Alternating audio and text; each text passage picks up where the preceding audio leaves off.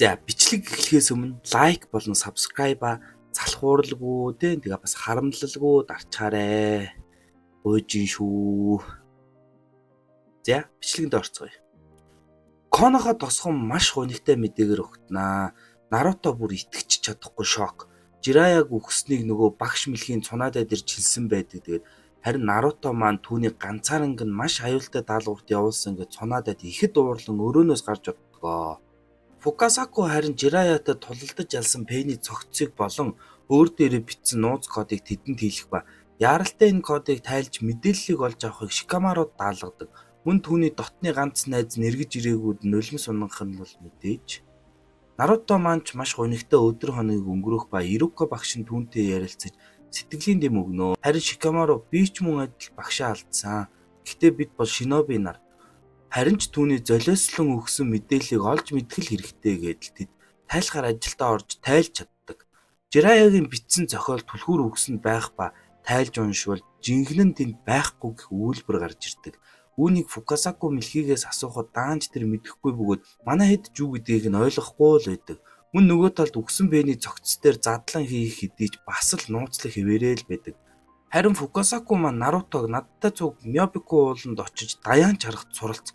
Би чам зааж өгж Пэйнийг ялахд чинь тусланаа л гэдэг. Мэдээж дуртай наргагүй зөвшөөрнөө. Энэ даяан чарга нь Конохо тосгод зөвхөн Жираяа л хэрэгжилж чаддаг байсан гайхалтай техник. Одоо харин түүний шавьдан зааж өгнөө л гэж байгаа нэ. За тэгээ тайлбараас эхэлнэ. Чиний дотор байх өөрийн чакран дээрээ байгалийн чакраг нэмснээр нинжүцүү, тайжүцүү гэд бүхэл хүч нь нилээн нэмэгдэг онцгойжүцүү.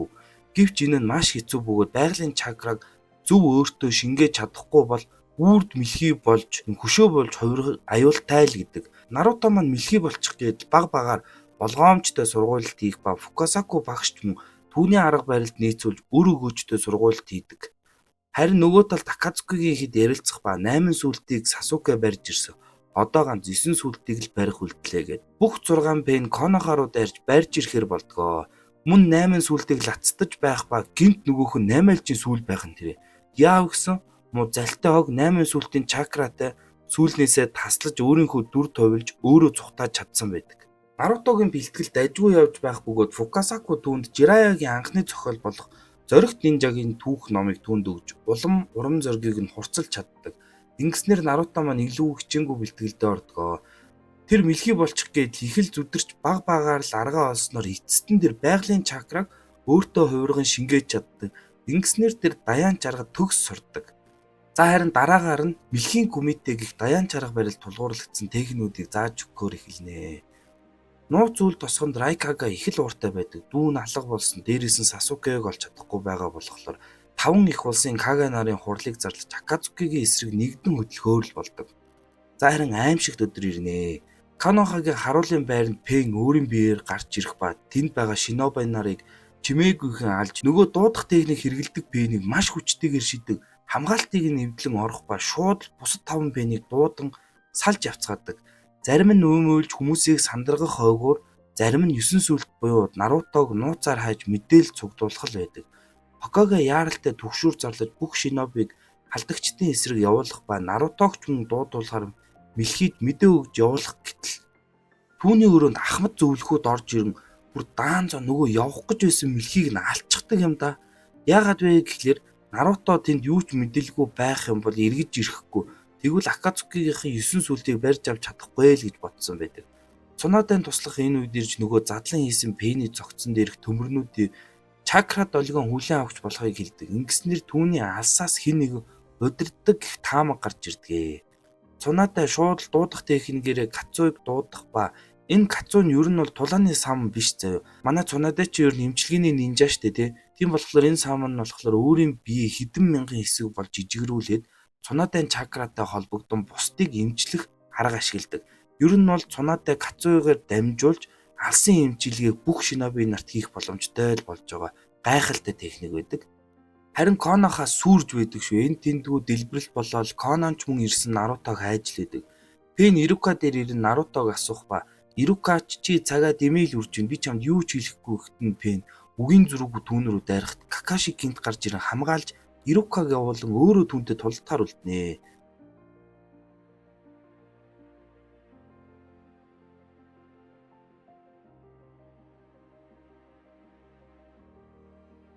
Тэр хоёр гар зурулж байхад өөр нэг Пен ирж Какашиг шахах ба бүр Пен татах хүчээр өөрлөгөө татаж байгаад нэвт цөлбөх хэдиж түүний цахилгаан хувилбар нь байдаг. Мөн Чоужи Аавтагаа болон бусад Шиноби нартай ирж түүнтэй нэгдэх ба бүгд түүн рүү дайрахад гол Пений хүч нь ил болдгоо. Тэр өөрлөгөө юмсыг татаж мөн өөрөөсөө түлхэх чадвартай юм байна лээ. Гэвч нэг хэрэгэлсэн бол дараалж хэрэглэх боломжгүй хэдхэн секундын завсар гардгийг Какаши олж мэддэг. Какаши төлөвлөгөө зохиож тэд нэгдэж дайрах ба түүн рүү дараалсан дайралт хийж хүчийг нь хэрэглүүлээд зай гаргахад нь үхлийн цохилт өгдөг. Гэвч нөгөө Пен нь өмнүүр нь орж дайралтанд нь өртдөгч нөгөө Пен хүчээ гаргаж тэр хавийг сүйдлээд бүр Какашиг бариад авсан байдаг. Шууд л түүн рүү нэг хадаас чиглүүлэн дайрснаар Какашиг ялддаг. Пен түүнийг алчлаа хэмээн бодоод цааш явах бол Какаши маань амьд байдаг. Тэр Пений шидсэн хадаасыг өөрийн Мангеку шарингаанаар шилжүүлэн өөрөө оногдсон мэт жүжсэн ба Чоужиг цунаадад яаралтай очин Пений чадварын талаар хэлхийг шаардсан түүнийг явуулдаг. Гэвч нөгөө үгсэн гэдээсэн Пен түүн рүү пууж харуулах боловч Какаши өөрийн сүүлчийн чакрагаа шавхан түүнийг нь аварснаар бүр жинхнээсээ хязгаартай хурж өөд болсноор нөгөө ертөнцид Аавтагаа уулзаж буугаар дүрс солигдгоо. Ингээд Какаши ер нь бол хүч гэж байгаа. Түүний чакра алга болсныг цунаадаа мэдэн хөнхийгөө зун харамсан маш их уурлан дээвэрт байсан том автан ганц цохилд орж буталдаг шүү. Чоужи харин ирж түүний Пений талаарх мэдээллийг өгч чаддаг. За би та нарт Пений талаар жаахан мэдээлэл хүргэе. Пен гэх Ренингантай 6 хүн байх ба бүгд өөр өөрсдийн гэсэн онцгой аргатай. Энэ хүүхэн бол зөвхөн дуудах чөцөө ашиглан хид хідэн лайтай амтнд дууддаг бол энэ бол бусдын сүнсийг сорж түүнийг мэдээлэлгээд бүгдийг нь өөртөө шингээж чаддаг. Харин энэ Пен бол үхсэн, эвдэрсэн бусад Пенүүдийг эвлүүлж хүү, засаж гихүү ямар ч л байсан эргүүлэн амьдруулах чадвартай. За харин энэ Пен нь ямар ч чөцөө байсан сорж авах чадвартай, нэг хэсэнд хамгаалтын л чадвартай. За энийг харин бид цаа харсан да тий роботрохуу тийм пуужин гих мэт хөнөөлт зэвсэг хэрэглэн тулдаг Пен. За харин гол Пен Ренинганы хүчийг хэрэглэдэг ба юмсыг түлхэж эсвэл татах чадвартай. Мөн тэр Яхикогийн бие байдаг. Яг уу Яхико үхсэн л дээ. Гэхдээ Нагото түүний биеийг нь ашиглан Пен гихчийг бүтээсэн ба энэ 6 Пен бүгд өмнө нь хүн байсан зав. Одоо харин Пен буюу нэг ёсны хүүхэлдэйн нүүдэл болсон байдаг. Тэгээ түүнийг алсаас жинхэнэ Пен буюу Нагото маань удирдах байдаг. Сүүлд нь тэгээ ер нь бол учир нь олдноо. За буцаа тулаандаа орцгоё. Пен манай хэдээс нэг нэгээр Нарутогийн талаар байцааж асуух боловч хинч түүнд Нарутогийн талаар мэдээлэл хэлдэггүй ба сүрж тулалдаг. Бүр Конохама руу Расенга хэрэглэж нэг Пенийг нь буулган авч чаддаг. Харин Наруто маань юу ч мэдлгүй сургуультаа үргэлжлүүлсээр л байдаг. Шизүне буюу цунаадан туслах тэр хэдэн Пентэй тааралдах ба мөн адил Нарутогийн талаар хэлхээс татгалзахад нөгөөх нь сүнсийг нь авдаг Пен Шизүнегийн сүнсийг авснаар түүнийг ч мөн алччихдаг. Нарутог харин тосгонд байхгүй байгаа гэх мэдээллийг олж авснаар тосгоноос гарan бусад Пенүүдэд дуудахт нь ухрахнуудээ л гэтэл нөгөө Яхико Пен ганцаараа үлдэн бусад Пенүүдийг түр унтрааж хүчийг нь нэгтгэж байгаад Коноха зөвхөрлийг мэдрүүлнэ.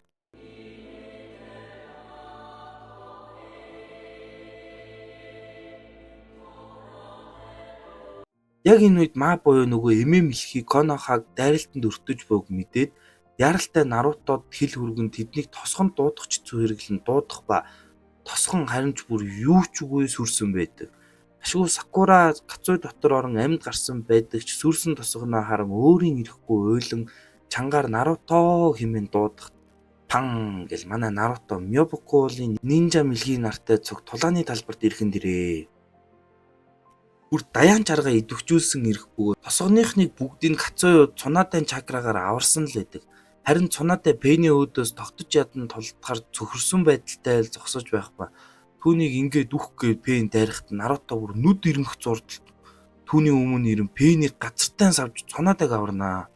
Түүнийг Гамакичид өгч явуулан одоо үнэлцсэнийг надад атгах. Би тосгоноо хамгаалахаар эргэн ирлээ л гэдэг.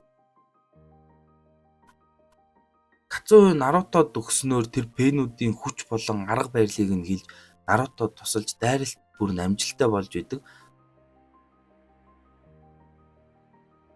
Манай мэлхийнүүд ч дуудах техникээр гарч ирсэн амьтдад тулдаж илүүрэх байх ба Наруто өөрийн шин техникээр тэднийг дуусганаа л Расен шүрэгэн буюу нөгөө хэрэглэх боломжгүй гэд байсан техникээ гаргаад ирнэ.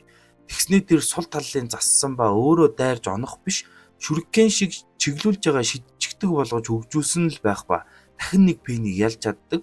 Бас дуудах хэцүү хэрэгэлдэг хүүхэн пэнийг мэлхийн аманд тусад нь авч орж байгаа л дуусгаж чаддаг. Гэвч түүний даянч чакра дуусах боловч тэр Мёбико ууланд өөр хоёр сүүдрийн хувилбараараа чакра цуглуулан үлдээсэн байдаг. Ингэснээр тэр нэгийг дуудвал нөгөө цуглуулсан байгалийн чакра Нарутод ирэн дахин даянч төлөвтөд орох боломжтой л болж байгаа. Дахин даянч болсон Наруто ядах юмгүй нэгийг нь устгах ба одоо ердөө хоёр л пэн үлдсэн байдаг. Харин Яхико пэн тэднийг түлхэн зай гаргах үед нөгөө чакраас ордог пэн Нарутог барьж авдаг. Гэвч түүний байгалийн чакра өөртөө шингээснээр мэлхий болоод хөшөө болоод дуусчдаг. Фукасаку болон Ма хоёр дахин генжицүү хэрэглэх гээл бэлтгэх боловч өмнө нь нөгөө 90 арганд орсон учраас пэн шууд Фукасакуг дуудан авчирээ түүнийг нэвт сүлбээд алччихтیں۔ Түүний үххийг харсан Наруто сандран гүйх боловч пэн түүний газартай хамт сүлбэн хөдөлгөөнгүй болгож Наруто цөхрөл гэж юу байдгийг мэдрүүлэх гэж баах үгээр идэх үед Нарутог хамгаалахаар Хината ирж пэнтэй тулалдлаа. Тэр Нарутод хайртай мөн чамайг би хамгаална гэдэл сэтгэлээ илчлэн пэнтэй тулалдах эдичтэй яаж барах вэ? Пэн түүнийг нэвт төмрөөр сүлбчихэн дэрээ. Наруто түүний ялагдахыг харан маш их уурлан хяналтаа алдан 9 сүлтийн хүч нийл гаргах ба